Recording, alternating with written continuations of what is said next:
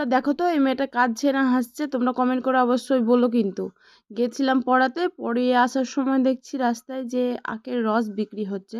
এটা আবার নতুন স্টাইলের আখের রস বিক্রি, এইভাবে আমরা কোনোদিন দেখিনি। ছোটোবেলা থেকে দেখেছি হাতে ঘোরানো ওই মেশিনগুলো দিয়েই আখের রস করা হয়।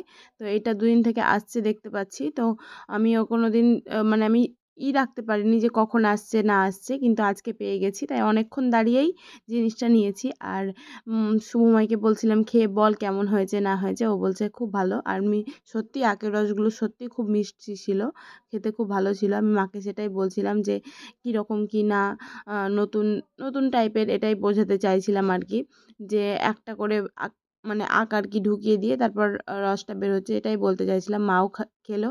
আর সবার জন্য নিয়ে এসেছিলাম আমি, মানে সবার জন্যই আর কি। তারপর বিকেলবেলা হঠাৎই মনে হলো যে একটু বেড়াতে যাই, ঘুরতে যাই, তো ঘোরার জন্য রেডি হয়ে নিয়েছি। আর অনেক দিন বাদে শাড়ি পরেছি, মানে শাড়ি পরি, আর বেসিক্যালি বেড়াতে যাওয়ার সময় আর শাড়ি পরা হয় না কোনো রকম অকেশন ছাড়া। তারপরে দেখো শুভময় একটা নতুন গিফট পেয়ে গেছে। জন্মদিন আসতে দেরি আছে, তবুও কিন্তু ওর আগের থেকেই গিফট পাওয়া শুরু হয়ে গেছে। এটা ওকে দিয়েছে ওর জি মানে জেঠু।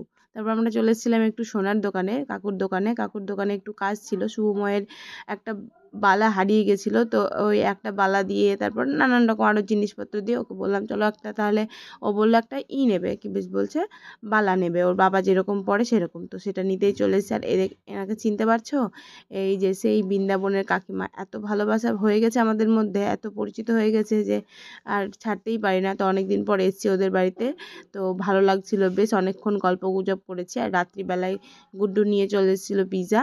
তো এটার ভিডিওটা তোমাদের আগে শেয়ার করেছি। দেখা হচ্ছে নেক্সট কোনো ব্লগে, ততক্ষণের জন্য টাটা, ভালো থেকো, সুস্থ থেকো আর সাবধানে থেকো। আর আমাকে এভাবেই ভালোবাসা দিয়ে দিও।